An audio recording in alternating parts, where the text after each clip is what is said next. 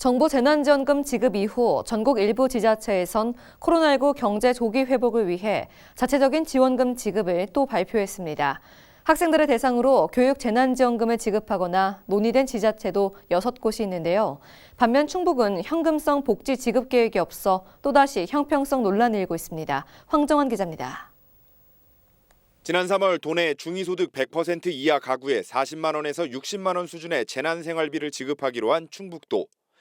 하지만 정부 차원의 재난지원금 지원 발표에 당시 도는 정부안으로 통합 대치했지만 서울시와 경기도 등은 계획대로 중복 지원을 결정하면서 어디는 더 받고 어디는 덜 받게 되는 형평성 문제가 제기됐습니다.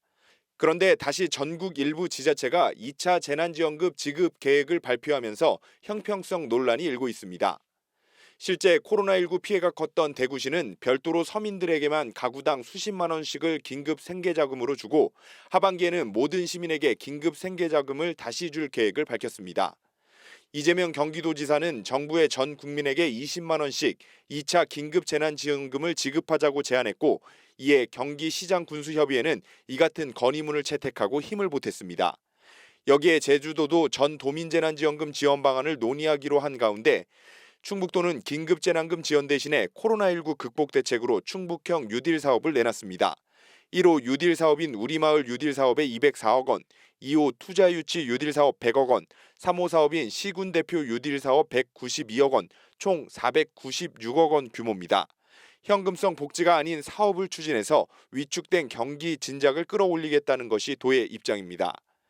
코로나19로 상당히 도민들 어려움이 많으셨는데 버텼다가 일어서야 된다고 생각을 합니다. 이제 버티는 단계에서는 우리가 긴급 생활지원금을 지원했지만 이제는 어느 정도 이제 일어서서 경제활동이 정상화되고 그런 단계라고 보여지기 때문에 일어서야 되는 단계에는 뉴딜 사업과 같은 재정 사업을 통해서 조속히 경제활동이 정상화되도록 하는 것이.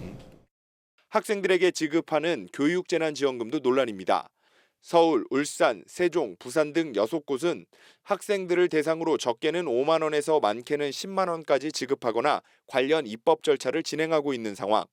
충북교육청은 이미 불용 무상급식 예산을 통해 농산물 꾸러미가 학생들에게 지급된 만큼 별도 재난지원금 지급 계획은 없다고 선을 그었습니다.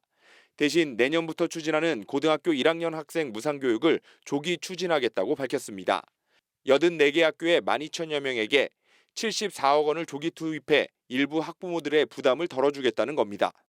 수업료하고 에 대한 조례가 있는데요. 충청북도 그 학교 수업료 및 입학금에 대한 조례 개정안을 8월 중에 도의회에 제출해서 9월 중에 이제 심의 예정이고요.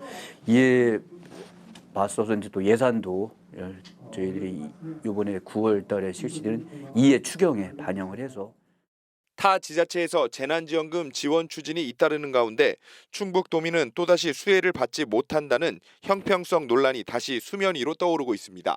HCN 뉴스 황정환입니다.